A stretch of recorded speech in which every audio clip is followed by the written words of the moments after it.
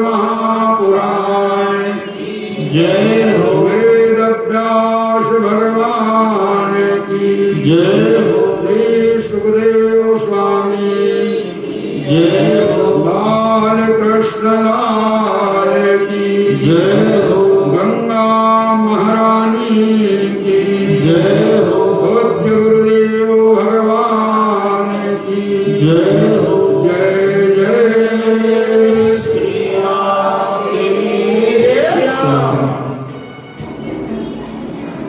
एवं सुरासुर गणा समदेश काल हेत्वर्थ कर्म मतयो विफले विकल्पा तत्रामृतं सुरगुणा बलमञ्जसापु यद पाद पंकज रज श्रवणान्न दैत्यः एवं सुरासुरगण समदेश काला। देखो, एक ही स्थान पर रहकर एक ही समय में एक ही प्रकार का एक ही दिन में दोनों बराबर मेहनत की है। कौन कौन किए दीवान जी? सूर और असुर। कहां पर? क्षीर सागर में समुद्र मंथन। दोनों को मेहनत बराबर था कि नहीं? एक ही समय किए थे, एक ही दिन में हुआ, एक ही तिथि में हुआ, लेकिन एक समान कार्य करने पर भी दोनों को बराबर फल नहीं मिला है कि नहीं? देवताओं को अमृत पान करने को प्राप्त हुआ और राक्षस मदिरा तक सीमित रह गए। तभी कहा गया दीवान जी, कितनों मेहनत करो, कितनों परिश्रम करो, कितनों पुरुषार्थ करो, जब तक आश्रय भगवान का नहीं लोगे तब तक उसका पूर्ण फल प्राप्त होने वाला नहीं है। परिश्रम देवता भी किए, मेहनत में राक्षसों की भी कोई कमी नहीं थी, है कि नहीं? समय तिथि भी कोई अलग नहीं था, एक ही समय हुआ अलग नहीं, लेकिन देवता आश्रित थे किसके? भगवान के। पुरुषार्थ का पूर्ण फल प्राप्त हुआ और राक्षसों ने किया अपने बाहुबल का भरोसा, परिणाम स्वरूप वंचित रह गए अमृत से। भगवान मोहिनी स्वरूप धारण किया और राक्षसों को मदिरा पान कराकर मदमस्त कर दिए। राक्षस समझ गए हम लोग ठगे गए हैं, अब तो आवेश में आकर के घनघोर संग्राम करने के आक्रमण कर दिए देवताओं के ऊपर। घनघोर देवासुर संग्राम हुआ, लेकिन अमृत पान करने के कारण देवताओं को विजय प्राप्त हुआ और राक्षस परास्त हो गए। इंद्र के द्वारा राजा बलि मारा गया। जब राजा बलि का प्राणांत हो गया तो जितने और राक्षस हैं सब सुतल लोक की ओर भाग खड़े हो गए। समाचार मिला गुरु शुक्राचार्य को, क्षीर सागर के किनारे पहुंचे तो क्या देखते हैं? राजा बलि का मृतक शरीर पड़ा हुआ है।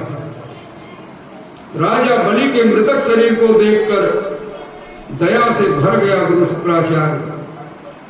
मृत संजीवनी विद्या के प्रभाव से राजा बलि को शुक्राचार्य जीवन दान प्रदान कर दिए।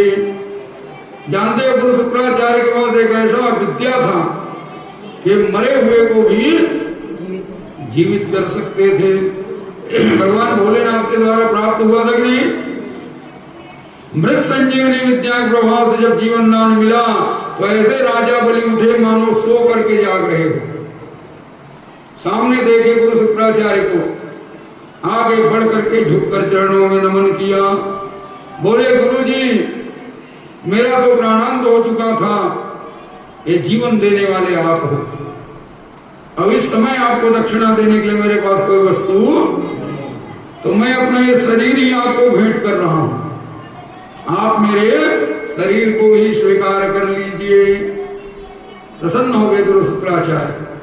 गुरु शुक्राचार्य ने कहा, बेटा, तू अपना शरीर मुझे प्रदान कर रहा है तो मैं तुम्हारे शरीर को ग्रहण किया, लेकिन अब इसको मैं तुम्हें वापस कर रहा हूं। मेरा प्रसाद मान करके इस शरीर को तुम अपने पास धारण करो और मेरी आज्ञा का पालन करते रहो। जब तक मेरी आज्ञा का पालन करते रहोगे तब तक मेरी कृपा तुम्हारे ऊपर बना रहेगा। लेकिन कहीं तुम मेरी आज्ञा को उल्लंघन कर दिए तो मैं तुमको श्राप भी दे सकता हूं। राजा बलि ने कहा, गुरु जी ऐसा हो नहीं सकता कि कभी मैं आपकी आज्ञा को उल्लंघन करूं। अब तो शुक्राचार्य लेकर के राजा बलि को सुतल लोक में और विश्वश्री नाम का यज्ञ करवाया गया इनके द्वारा। विश्वश्री नाम का यज्ञ मतलब विश्व विजय कराने वाला यज्ञ। जब विश्वश्री यज्ञ संपन्न हुआ तो यज्ञ नारायण सहसा प्रकट हो गए। बोले यज्ञ नारायण भगवान की प्रसन्न होकर के भगवान यज्ञ नारायण एक दिव्य रथ प्रदान किया जिसमें 4 घोड़े जुटे हुए थे और आकाशगामी घोड़े थे। आकाश मार्ग में चलने वाला रथ प्रदान किया गया। एक दिव्य तरकस प्रदान किए, ऐसा तरकस जो कभी बाणों से खाली होता नहीं था। दिव्य कवच प्रदान किया गया राजा बलि को, ऐसा कवच जो संसार के किसी शस्त्र से भेदा ना जा सके। जब यज्ञ नारायण के तेज से विभूषित होने लगा राजा बलि तो प्रहलाद प्रकट हो गए और प्रसन्न होकर के अपने नाती को एक ऐसा फूलों की माला पहनाया जो कभी भी मुरझाने वाला नहीं था। अब तो यज्ञ नारायण पितामह और गुरु तीनों का आशीर्वाद प्राप्त हुआ कि नहीं। और तीनों के तेज से जब विभूषित हो गया राजा बलि तो अकेले स्वर्ग पर चढ़ाई कर दिया। स्वर्ग में जाकर जब शंख ध्वनि किया राजा बलि, ऐसा शंख ध्वनि हुआ कि देवताओं का दिल दहल गया। देवताओं ने कहा, गुरु जी इस समय कौन आया हुआ है जिनके शंख का भी हम लोग सामना कर नहीं पा रहे हैं। गुरु बृहस्पति ने कहा, बेटा यद्यपि तुम अमृत पान कर चुके हो लेकिन इस समय राजा बलि गुरु पितामह और भगवान यज्ञ नारायण के तेज से विभूषित होकर के आए हुए हैं और जिनके ऊपर गुरु की कृपा होती है संसार में से कोई पराभव नहीं करा सकते। इसलिए यदि तुम अपना कल्याण चाहते हो बिना युद्ध किए स्वर्ग को खाली कर दो, क्योंकि तुम राजा बलि का सामना कर नहीं पाओगे। राजा बलि के तेज से भयभीत होकर के संपूर्ण देवता स्वर्ग को खाली करके भाग खड़े हो गए। स्वर्ग के सिंहासन पर राजा बलि स्वयं इंद्र के रूप में विराजमान हुआ और जितने बड़े बड़े राक्षस हैं ये सबको दिक्पाल के रूप में स्थापित कर दिए और स्वर्ग का संचालन राजा बलि के हाथों में आ गया। एक दिन की बात है, देव माता अदिति अपने कक्ष में बैठी हुई और सहसा उसी समय कश्यप ऋषि के आगमन हुआ। एकदा कश्यपस्तस्य आश्रमं भगवान का निरुत्सवं निरानंदम समाधे वीरतष्टिरा। पति को आते हुए देख करके अदिति आगे बढ़ी, स्वागत की, दिव्य चौकी पर बैठाई और अर्घपाद्य के द्वारा सेवा हुआ। पति की सेवा करने के उपरांत वहीं पर आसन लेकर के नीचे बैठ गई अदिति। कश्यप ऋषि देखे कि अदिति का चेहरा कुमलाया हुआ है। पति के आगमन पर जो प्रसन्नता होनी चाहिए वो प्रसन्नता अदिति के चेहरे पर नहीं दिख रही है। निरुत्सवम निरानंदम, कोई आनंद नहीं दिख रहा है। कश्यप ऋषि ने कहा, देवी क्या बात है, मैं देख रहा हूं कि तुम्हारा चेहरा मुरझाया हुआ है, तुम्हारे कष्ट का कारण क्या है। अदिति ने कहा, एवं पुत्रेषु नष्टेषु देव माता तिथिस्तदा। आपको मालूम होना चाहिए कि जिनका पुत्र संकट में पड़ा हो उसकी माता कभी प्रसन्न होने वाली नहीं है। आपके पुत्र दैत्यों के द्वारा हमारे पुत्रों को स्वर्ग से बाहर कर दिया गया है। हमारे पुत्र दर दर के ठोकर खाने में लगे हुए हैं। अरे आप तो दोनों के पिता हो, आपका कर्तव्य होता है दोनों को आनंद देना। आप कृपा करके हमारे पुत्रों को उनका घर वापस दिलवा दीजिए। कश्यप ऋषि ने कहा, देवी यदि तुम्हारे 1-2 संतान होते तो मैं कुछ रुपया पैसा दे करके उनके लिए भवन का निर्माण करवा देता, है कि नहीं? लेकिन पुत्र कितने हैं दीवान जी? 33 करोड़। अब 33 करोड़ को कोई कहे कि मैं धन संपदा दे करके प्रसन्न कर दूं, तो किसी मनुष्य के बस की बात है जी?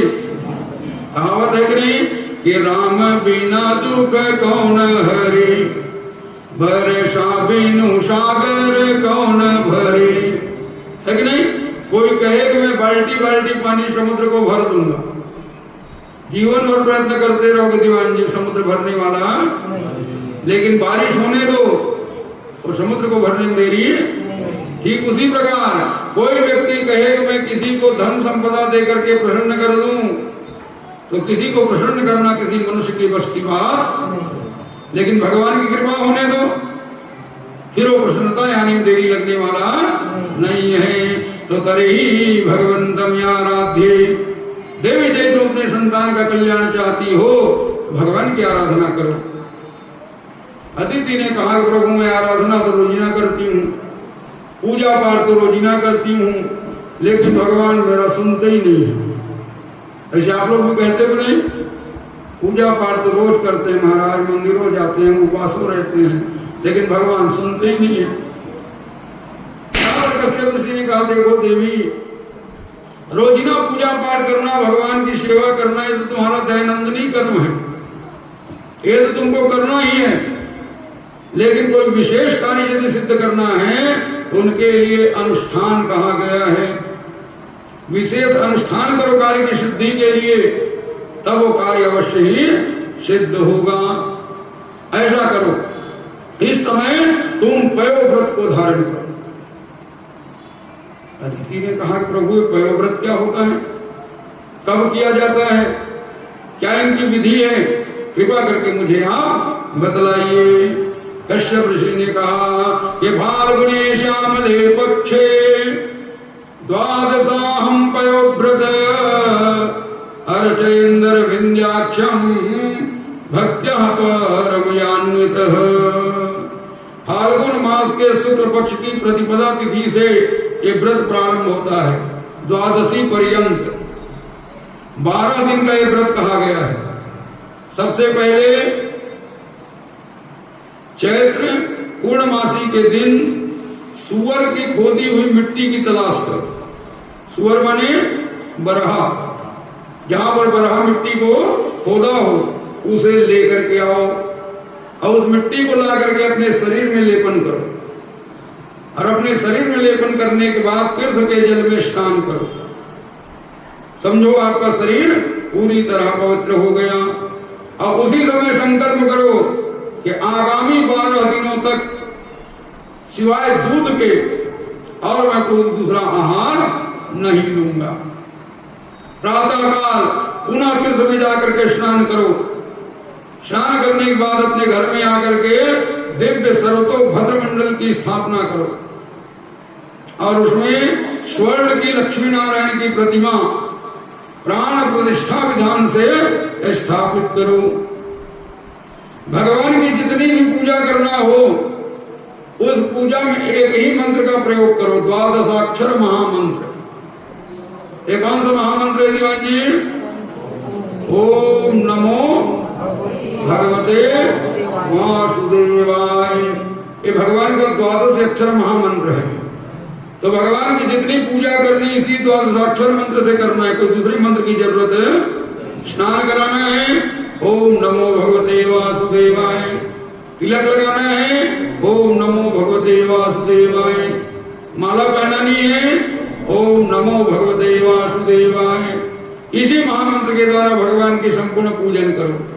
पूजन करने को उपरांत दूध भगवान को निवेदन करो, और दूध भगवान को निवेदन करने के उपरांत वहीं पर पद्मासन लगा करके बैठो, हाथ में तुलसी की माला लो और अधिकस्य अधिकम, जितना आपसे ज्यादा से ज्यादा हो सके पूरे दिन बैठ करके द्वादशाक्षर महामंत्र का जाप करो।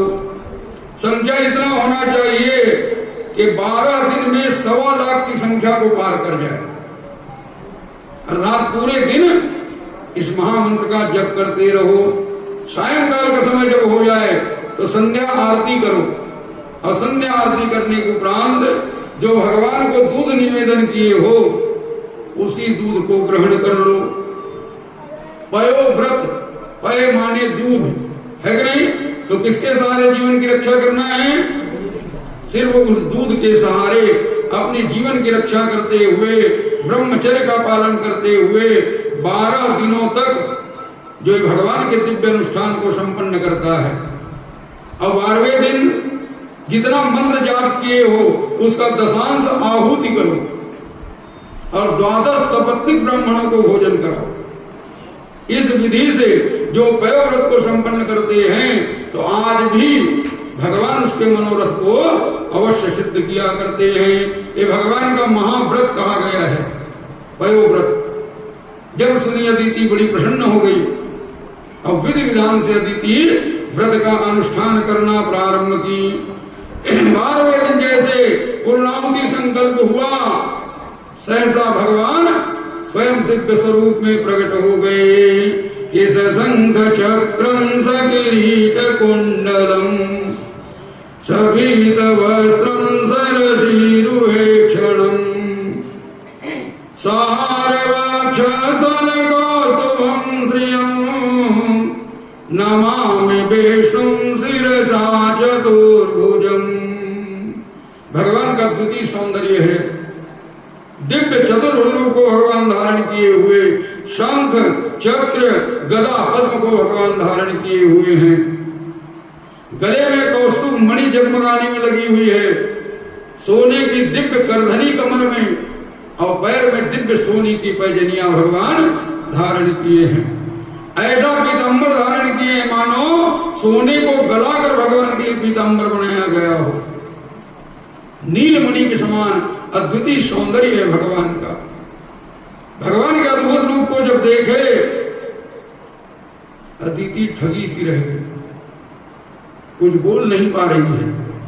जानते हो हम लोग बड़े बड़े मंत्रों से भगवान की स्तुति प्रार्थना करते हैं दीवान जी, है कि नहीं? कब तक? जब तक वो भगवान सामने नहीं आ जा रहे। और यदि कहीं सामने आ गया तो बड़े बड़े विद्वानों की बोलती बंद हो जाती है कि नहीं?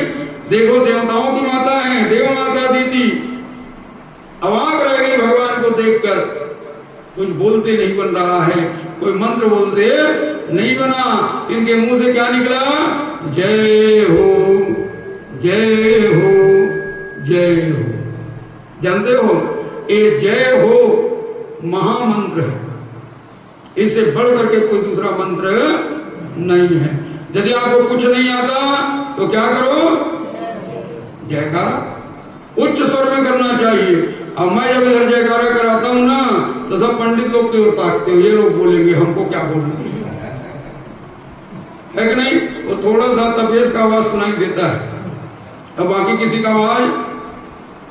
देखो जय हो कोई सामान्य शब्द है कि नहीं?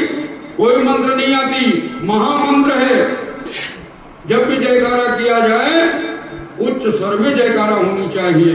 बोले ब्रजेंद्र भगवान की। थोड़ा सा बढ़ा आवाज लेकिन अभी पूरा है कि नहीं?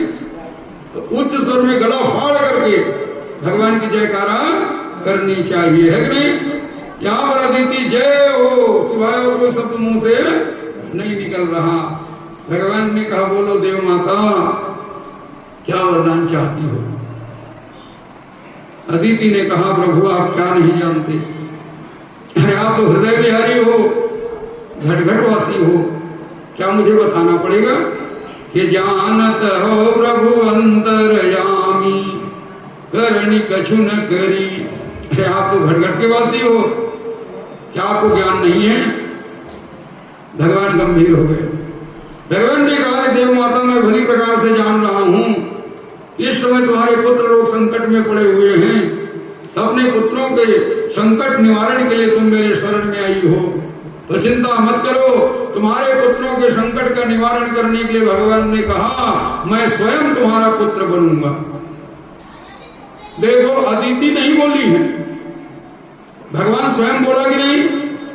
भगवान क्या बोले कि मैं तुम्हारा पुत्र बन करके आऊंगा। यदि भगवान बेटा बेटी कहीं बन जाए भक्तों की कामना को सिद्ध करने के लिए दीवान जी, तो कोई आश्चर्य की बात नहीं है कि नहीं? क्योंकि जरूरत नहीं पड़े ना तो भगवान नौकर चाकर बनने में देरी नहीं करते। जानते हो द्वापरांत का प्रसंग है। द्वापर युग में एक भगवान के बड़े भक्त हुए जिसका नाम था नंदा नाई। कौन थे भगवान के भक्त? जात का था नाई, लेकिन था भगवान का परम भक्त और धन से हीन थे, निर्धन थे। तो नाई अपने मन में विचार किया कि मैं धन संपदा के द्वारा कोई सेवा तो कर नहीं पाऊंगा, अब भगवान की सेवा अवश्य होनी चाहिए। तो भगवान ने जब मुझे ऐसा सुंदर शरीर दिया है, इस शरीर के द्वारा क्यों न मैं भगवान की भक्तों की सेवा का संकल्प ले। तो अदिति यहाँ पर क्या संकल्प ले नंदा नाई कि भगवान के जो भी भक्त साधु महात्मा मेरे घर में आएंगे तो उनके मैं चरण की सेवा रोजीना करूंगा। क्योंकि जानते हो हमारे छत्तीसगढ़ में नाई को क्या बोलते हैं दीवान जी? मर्दनिया। क्या बोलते हैं जी? मतलब क्या है? ये मर्दन करने में बड़े कुशल होते हैं, मालिश करने में बड़े कुशल होते हैं। तो नियम बनाया हुआ था कि मैं रोजिना महात्माओं की सेवा करूंगा। और जानते हो बड़े बड़े धन संपत्ति से बहुत लोग सेवा कर देते हैं दीवान जी, लेकिन ये चरण की सेवा सबसे होने वाला, अब यही सबसे बड़ी सेवा है कि नहीं? जितने साधु महात्मा हैं वो नाई के पता पूछ करके जाते थे और नाई बड़ा प्रसन्न होकर के भगवान के भक्तों की तेल मालिश किया करते थे। एक दिन की बात है, संयोग से उस नाई के घर में 5 महात्माओं का आगमन हुआ। एक साथ 5 महात्मा आ गए। बड़े प्रसन्न हुए नंदा नाई, स्वागत करके 5 महात्माओं का क्रमशः सेवा में ऐसा तल्लीन हो गया कि उस समय भूल गया अपने काम में जाना। क्योंकि जानते हो ये भक्तों की मालिश करना तो इनकी सेवा भक्ति थी, लेकिन आजीविका जीने की कुछ नौकरी भी करना पड़ेगा कि नहीं? तो नंदा नाई नौकरी कहां करता था? दुर्योधन क्या? दुर्योधन की मालिश का ड्यूटी नंदा नाई का था। आज ऐसे सेवा में तल्लीन हुआ तो ड्यूटी जाना भूल गया। चिंता हुआ भगवान को। भगवान मन में विचार किए दुर्योधन दुष्ट है, कहीं समय पर नहीं पहुंचा तो कहीं नौकरी से ना निकाल दे, आजीविका खतरे में आ जाएगा। याद दिला देता हूं। फिर भगवान मन में विचार किए यदि कहीं मैं याद दिलाऊंगा कि भक्तों की सेवा को छोड़ करके वो दुष्ट की सेवा में चला जाएगा। भक्तों की सेवा में बाधा होना नहीं चाहिए। क्या करूं कि नंदा नाई की आजीविका भी बच जाए और मेरे भक्तों की सेवा भी ना रुके। तो भगवान ने विचार किया रोजिना तो नाई मालिश करता है, आज इनका काम क्यों ना मैं ही करूं। तो भगवान बन गए नंदा नाई और नाई के रूप बना करके भगवान पहुंच गए दुर्योधन के दरबार में। आइए सरकार मैं आपकी मालिश कर दूं। दुर्योधन ने कहा क्यों रे नाई तू आ गया है? भगवान ने कहा हाँ सरकार आ गया हूं। अब तो दुर्योधन जाकर विश्राम करने लगा। अब भगवान हाथ में तेल लेकर के दुर्योधन की सेवा करना शुरू कर दिए। तो भगवान के कोमल कोमल हस्तारविंद है कि नहीं? आज तो दुर्योधन को सेवा में इतना आनंद आया कि बिना नींद के नींद झपकी लगने लग गया। दुर्योधन ने कहा क्यों रे नाई आज तो तू बड़ी सुंदर सेवा कर रहा है, इसके पहले ऐसी सेवा कभी किया नहीं। भगवान ने कहा कहीं दुष्ट पहचान न जाए। भगवान ने कहा सरकार हाथे तो है, अरे कभी अच्छी सेवा हो जाती है और कभी खराब हो जाता है कि नहीं? मुंह ही तो है दीवान जी, कभी कभी बड़ी अच्छी वाणी निकलती है और कभी कड़वी वाणी भी निकल जाता है कि नहीं? इस प्रकार भगवान वार्तालाप करते हुए दुर्योधन की संपूर्ण सेवा किया और सेवा करने के बाद भगवान वहां से अंतर ध्यान हो गए। अब पांचों महात्माओं की सेवा से जब निवृत्त हुआ नंदानाई, तब याद आया, रे मैं तो अपनी ड्यूटी जाना भूल गया। दुष्ट है दुर्योधन, कहीं नौकरी से ना निकाल दे। हाथ में तेल को लेकर के दौड़ते दौड़ते पहुंचा दुर्योधन के दरबार में, क्योंकि अब तो दुर्योधन नहा धो करके स्नान करके दरबार में आ चुके थे। कांपते कांपते सामने खड़े हो गए, बोले सरकार आज आने में विलंब हो गया, चलिए मैं आपकी सेवा कर दूं, मुझे क्षमा कर दीजिए। दुर्योधन ऊपर से नीचे तक देखा नंदानाई को। दुर्योधन ने कहा, क्यों रे नहीं, कहीं तू भांग वांग तो नहीं छान लिया है, कहीं नशे में तो नहीं है? अभी कितनी सुंदर मेरी सेवा किया, और अभी अभी गया है और वापस उल्टा कैसे यहां पर चला आया। नंदानाई मन में विचार किया, मैं तो आया नहीं, मैं तो उधर सेवा में लगा हुआ था। और दुर्योधन कहता है कि मेरी सेवा हो चुकी है, मैं किसी को भूला भी नहीं, तो आया कौन होगा?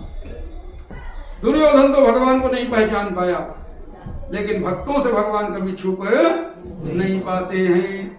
नंदानाई समझते देर नहीं लगा कि कार्य मेरे प्रभु के द्वारा हुआ है। नेत्रों में आंसू आ गए। नंदानाई ने कहा, प्रभु मुझ पापी के कारण आपको इस दुष्ट की सेवा करना पड़ा, तो आज से मैं इस दुष्ट की सेवा नहीं करूंगा, अब तो सेवा करूंगा प्रभु मैं आपकी। उसी समय दुर्योधन की नौकरी से त्याग पत्र दिया और द्वारिका धाम में आकर भगवान द्वारिकाधीश की सेवा में तल्लीन हो गए। तभी कहा गया कि भक्तों ने जब डाला बंदा, आप बने हरि नाई नंदा। है कि नहीं? भक्त जैसा नाचना चाहते हैं भगवान वही नाचते हैं कि नहीं? भगवान नौकर चाकर बनने में देरी नहीं करता। तो यदि बेटा बेटी बन जाए तो कोई आश्चर्य की बात है नहीं है। यहाँ पर भगवान ने कहा, देव माता दीदी निश्चिंत रहो, मैं स्वयं तुम्हारे घर में पुत्र के रूप में आऊंगा। अदिति गदगद हो गई। इधर राजा बलि का राज दरबार लगा हुआ है। गुरु शुक्राचार्य उठ करके खड़े हुए। गुरु शुक्राचार्य ने कहा, देखो राजा बलि, इस समय जो तुम स्वर्ग के सिंहासन पर बैठे हो, ये अन्याय के द्वारा बैठे हो। किसी को मार के भगा देना दीवान जी और उनके संपत्ति में कब्जा कर लेना क्या कहलाएगा जी? अन्याय है कि नहीं?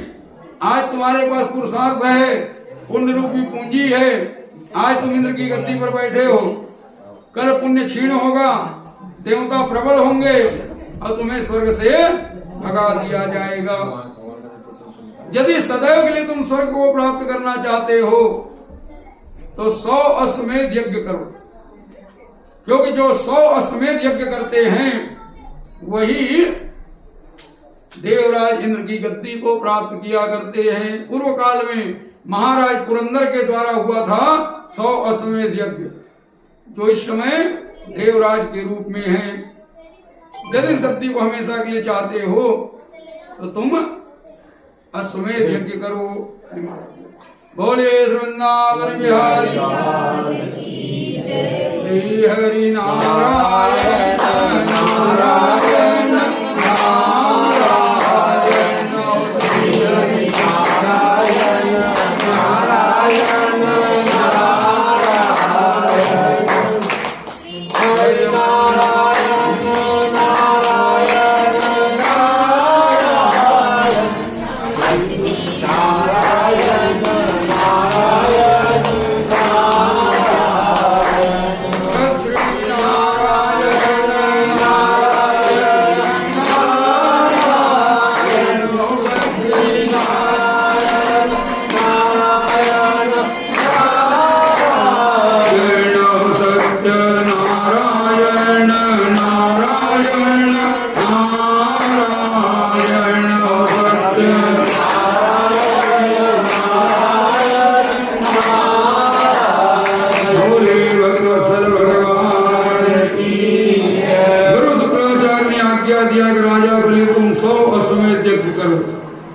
राजा बलि ने कहा, गुरु जी सुवर्ष शीघ्रम, शुभ कार्य में विलंब करना नहीं चाहिए, तुरंत संकल्प लीजिए।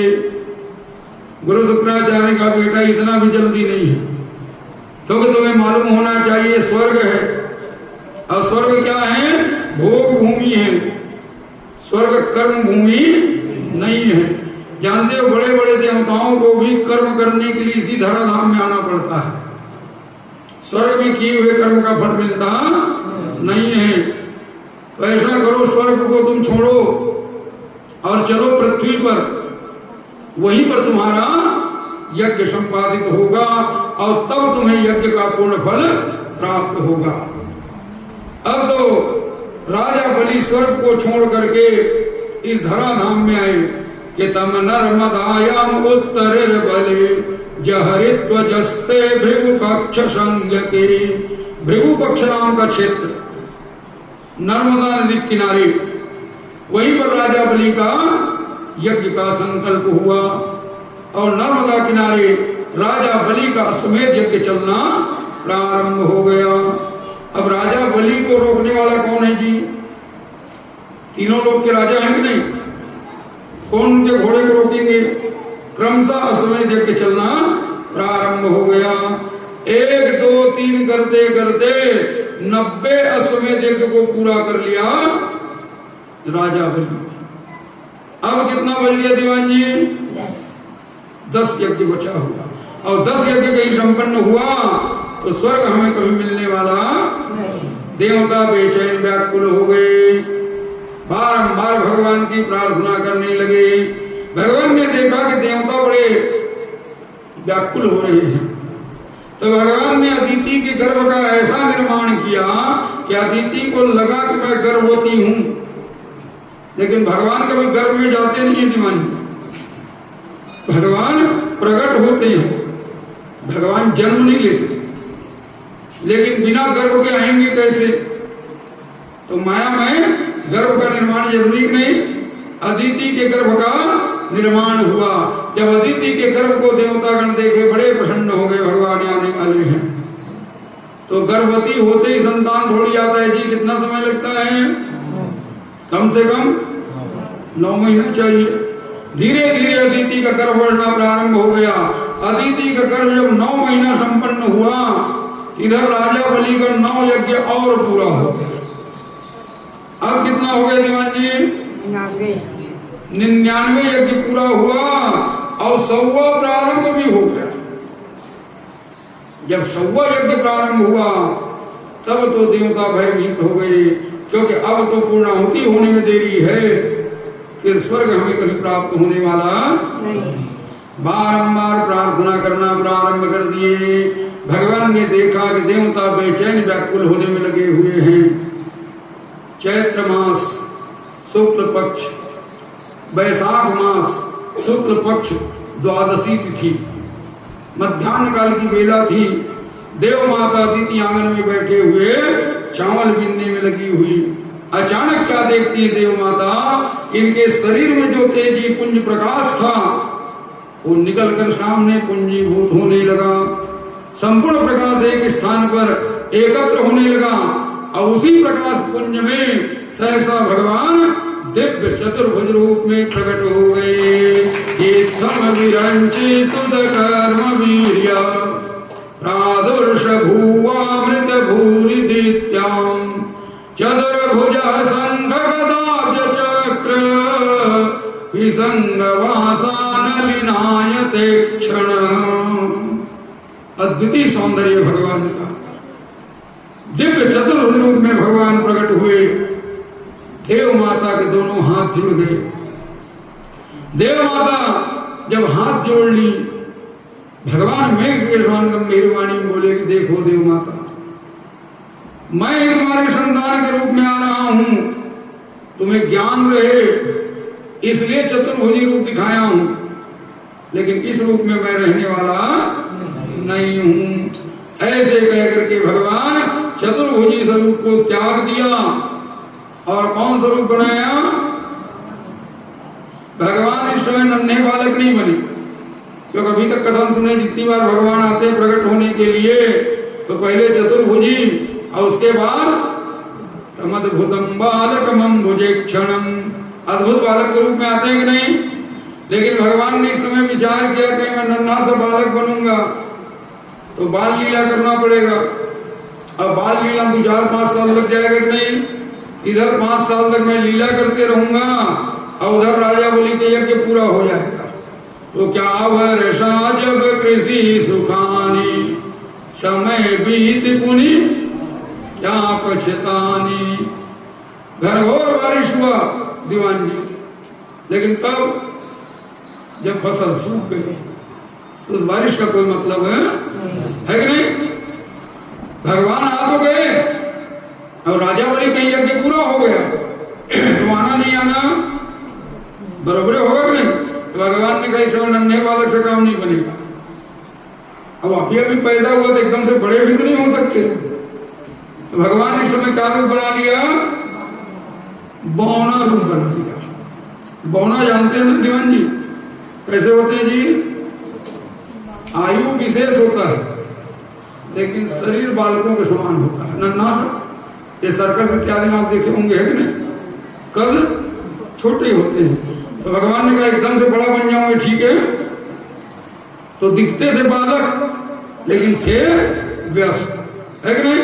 भगवान नन्हे से बालक के रूप में प्रकट हो गए और प्रकट होते संपूर्ण देवतागण आए। देवगुरु बृहस्पति के द्वारा इनका नामकरण संस्कार हुआ। क्या नाम रखा गया, इंद्र के छोटे भाई बनकर के आए हैं, है कि नहीं। किसके छोटे भाई बने हैं, अदिति के संतान बने। इंद्र बड़ा बेटा है, अभी सबसे आखिरी में आया नहीं, इसलिए इनका नाम रखा गया उपेंद्र। क्या नाम रखा गया, उप इंद्र। इंद्र का छोटा भाई, क्या नाम पड़ा। लेकिन हम लोग कोई इनको इस नाम से नहीं पुकारते। कौन से नाम से पुकारते हो जी, वामन भगवान। क्यों पुकारते हैं, क्योंकि जानते हो सामान्य जो मनुष्यों का कद काठी होता है ना, मैं आपको बताया था 84 अंगुल के होते हैं। कितने अंगुल के, लेकिन भगवान थोड़े बौने थे तो भगवान की आयु शरीर का मापदंड था 52 अंगुल का। कितने अंगुल का शरीर था, इसलिए इसको क्या कहा गया, बोले वामन भगवान की। जैसे भगवान वामन के रूप में प्रकट हुए, भगवान ने कहा मैया मेरा यज्ञोपवीत संस्कार करवाओ। क्योंकि जानते हो बालक ब्राह्मण के घर में भले जन्म ले ले, लेकिन उसे विप्र का उपाधि तभी प्राप्त होता है जब वो वेद मंत्र को धारण करता है। और वेद मंत्र गायत्री कब उसे प्रदान किया जाता है, जब उनका यज्ञोपवीत संस्कार संपन्न होता है। जानते हो ब्राह्मणों को कहा जाता है द्विज। क्या कहते हैं दीवान जी, द्विज का मतलब क्या होता है, द्विजन्मा। द्विज मतलब 2 बार जन्म लेने वाला। एक पक्षी भी होता है, उनको भी द्विज कहा जाता है, कहते हो नहीं। 2 बार जन्म लेता है पक्षी। पहले बार कहाँ जन्म लेता है, अंडे के रूप में, और दूसरे बार जन्म लेता है अंडे से बालक के रूप में। 2 बार जन्म हुआ कि नहीं, उसको भी द्विज कहा जाता है। और ब्राह्मणों को भी द्विज कहा गया। तो ब्राह्मणों का 2 बार जन्म माना गया। पहला बार जन्म हुआ माता के गर्भ से, और दूसरी बार जन्म होता है गायत्री माता के गर्भ से। जब इस बालक को गायत्री प्रदान कर दिया जाता है तब उनका उपाधि क्या बनता है, द्विज होता है। और वेद जब पढ़ना शुरू करे तब विप्र की उपाधि कहा गया। वेद पाठे भवेद विप्र। यज्ञोपवीत के बिना ब्राह्मण बालक को द्विज की संज्ञा प्राप्त। बड़े प्रसन्न होकर के गुरु बृहस्पति के द्वारा भगवान का यज्ञोपवीत संस्कार संपन्न कराया गया। जब यज्ञोपवीत संस्कार संपन्न होती है तो उस समय भिक्षाटन कराया जाता है कि नहीं। जब ब्राह्मण बालक यज्ञोपवीत संस्कार के समय भिक्षाटन करने के लिए निकले, हर प्राणी का कर्तव्य होता है उसको जरूर कुछ ना कुछ भिक्षा में प्रदान करे। क्योंकि जानते हो सामान्य दान का फल उस समय दिए हुए दान के 10 गुना कहा गया है। जब ब्राह्मण अपने कर्म में प्रवृत्त हो रहा है उस समय कहीं दान करोगे ना, तो जो सामान्य दान करोगे उससे 10 गुना ज्यादा फल की प्राप्ति होती है। तो जरूर उस समय ब्राह्मण को कुछ न कुछ भिक्षा देनी चाहिए। सबसे पहले नंबर भिक्षा देने का अधिकार किसका है? माता। तो जैसे खड़े हुए सामने भिक्षाटन के लिए अदिति आगे बढ़ करके भगवान को कोपीन धारण करा दी। कोपीन माने लंगोटी, क्योंकि पुत्र के लज्जा की रक्षा करना माता कर्तव्य है कि नहीं। माता आगे बढ़ करके भगवान को कोपीन धारण करवा दिए। ब्रह्मा बड़े प्रसन्न होकर के भगवान को एक दिव्य कमंडल प्रदान कर दिए। कश्यप ऋषि मेखला प्रदान कर दिए। पृथ्वी महारानी मृग चर्म प्रदान कर दी।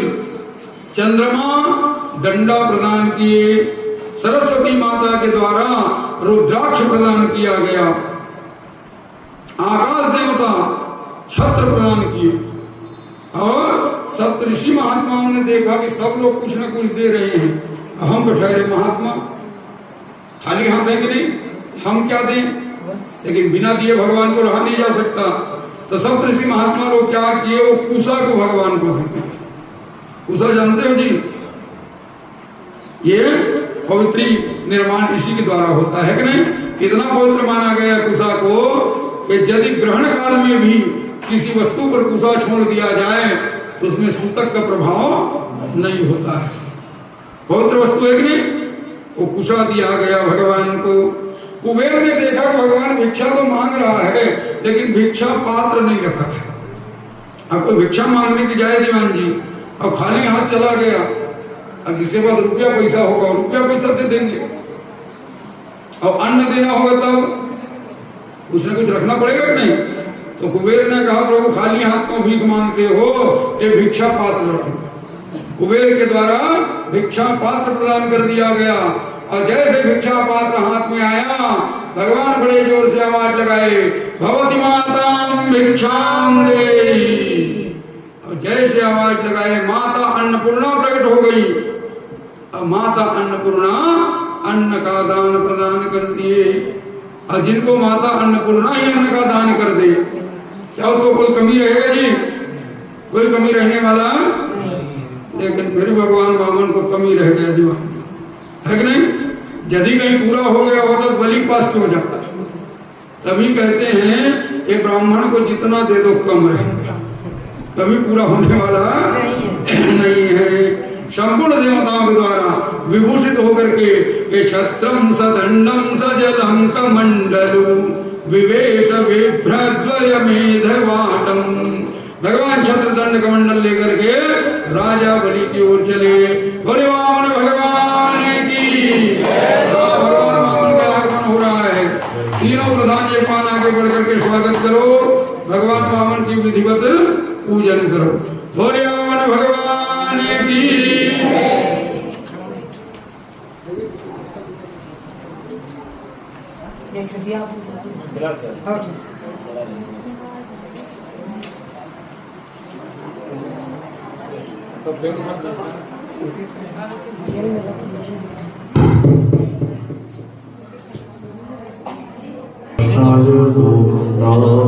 नमो नमः। ब्रह्मणो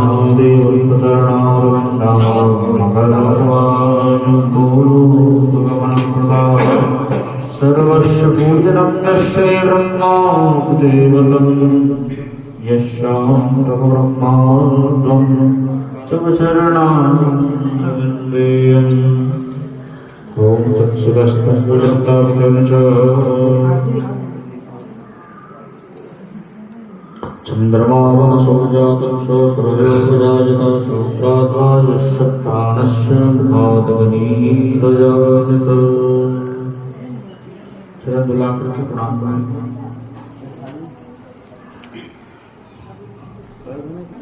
हाथ लगाइए।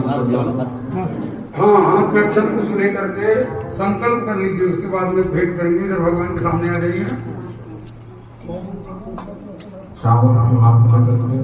भगवान के पास आ जाए।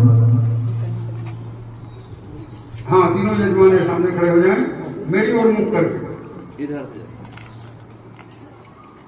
हाथ में चावल कुछ अद्य हम सकल शास्त्र श्रुति स्मृति पुराणोक्त फल प्राप्ति काम। अपना अपना नाम लो, गोत्र का नाम लो, आप जो पिता के जिनके निमित्त हो रहा है कार्य उनको नाम ले लो।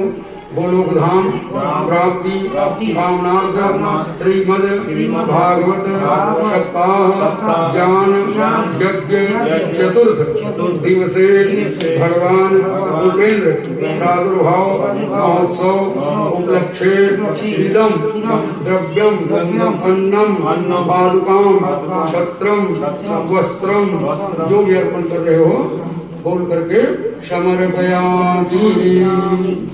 अब भगवान के कमंडल में अर्पण कर दो और उसके बाद जल्दी से अपने स्थान पर बैठ जाओ और भगवान वामन को थोड़ा भिक्षाटन करो। श्री हरि नारायण नारायण नारायण श्री हरि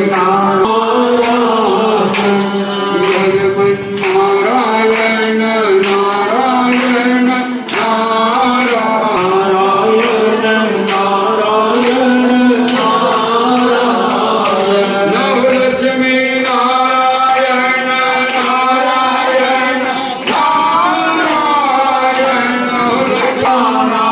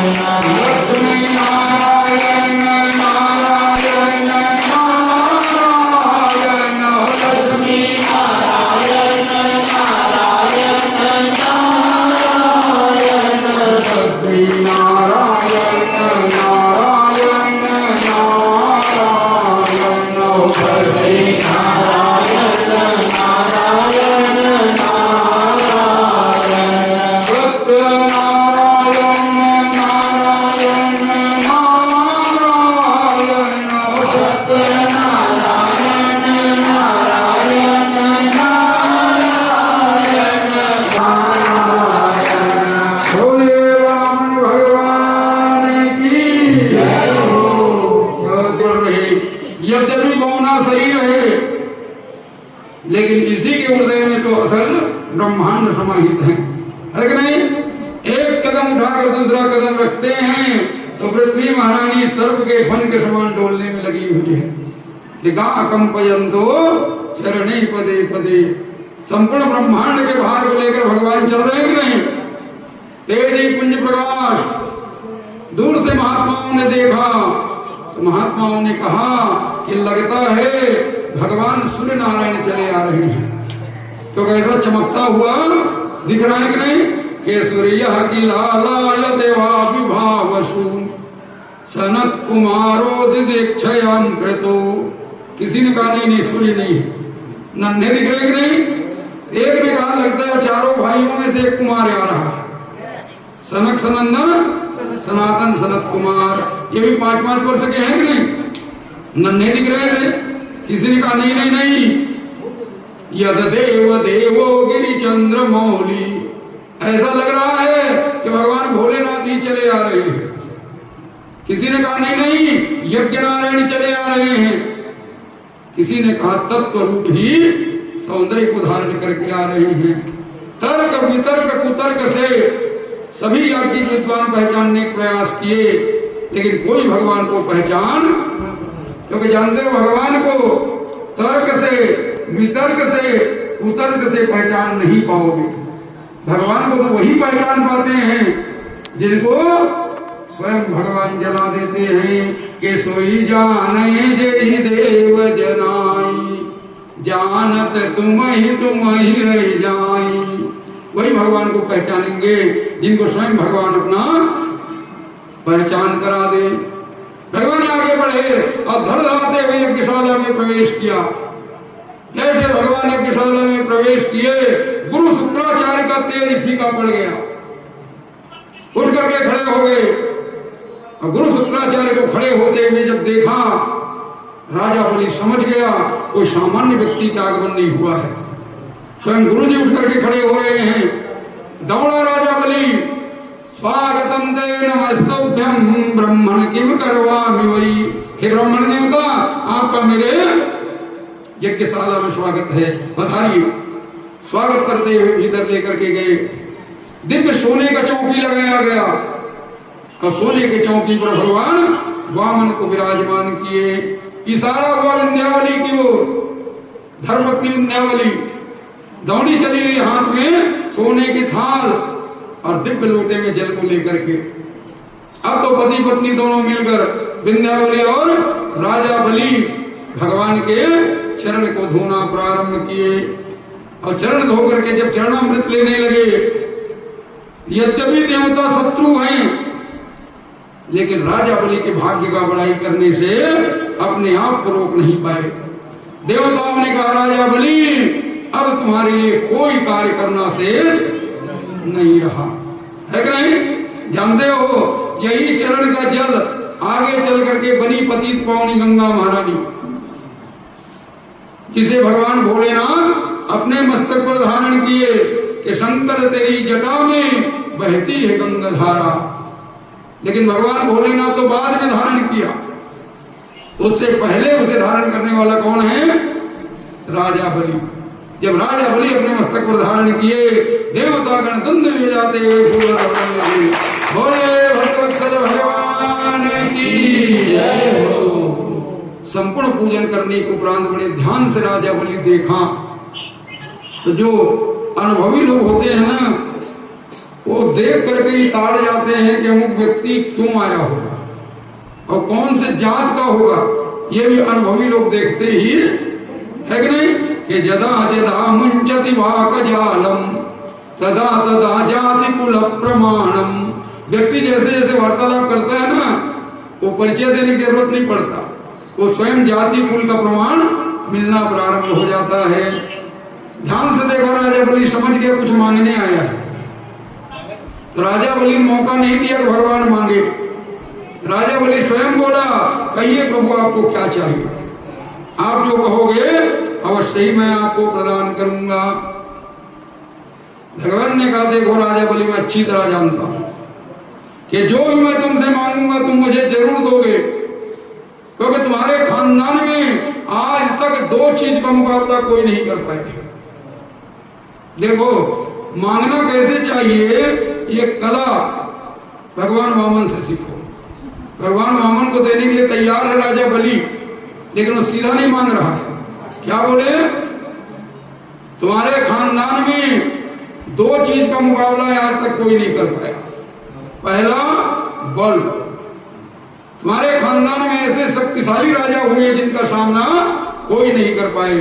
तुम्हारे जो परबाजा है ना, हिरण्यकश्यप, ये हिरण्यकश्यप इतना शक्तिशाली था कि एक समय वैकुंठ में चढ़ाई कर दिया। बड़ी बड़ी कथा आप लोग सुने होंगे, बड़े बड़े राक्षस आक्रमण किए हैं, लेकिन वो देवलोक तक ही सीमित है, स्वर्ग तक। कोई कैलाश तक पहुंच गए, लेकिन कभी नहीं सुने होंगे वैकुंठ में कोई गया हो युद्ध करने के लिए। लेकिन हिरण्यकश्यप कहां पहुंच गया था, वैकुंठ में जाकर के दहाड़ लगाया। भगवान ने देखा दुष्ट तो यहां तक चला आया है, अब इसे मैं मार सकता नहीं क्योंकि वरदानी है, और हार जाऊं ये भी ठीक नहीं है, करूं तो क्या करूं। भगवान विचार कर रहे थे, इतने में हिरण्यकश्यप बड़े जोर से दहाड़ करते हुए वैकुंठ में प्रवेश किया, और जैसे वैकुंठ में दहाड़ते हुए आगे बढ़ा तो भगवान सूक्ष्म रूप बनाया और इन्हीं के मुंह में समाहित हो गया, जाके हृदय में बैठ गया। अब हिरण्यकश्यप पूरा वैकुंठ छान मारा, लेकिन भगवान मिला। ये संसार के लोग इसी प्रकार है कि नहीं, सारे संसार में भटकते रहते भगवान को ढूंढने के लिए, यहां मिलेंगे वहां मिलेंगे, वो कहीं मिलने वाले। अरे वो तो तुम्हारे हृदय में बैठे हैं कि कस्तूरी कुंडल बसे। एक मृग होती है जिसका क्या नाम है, कस्तूरी मृग। इनकी नाभि में कस्तूरी होता है और सुगंध चारों तरफ फैलता है, और मृगा को पता नहीं सुगंध कहां से निकल रही, वो पूरे जंगल जंगल चक्कर काटता है खुशबू कहां मिल रहा है, लेकिन उसको ये मालूम नहीं खुशबू मेरे शरीर से निकल रही है।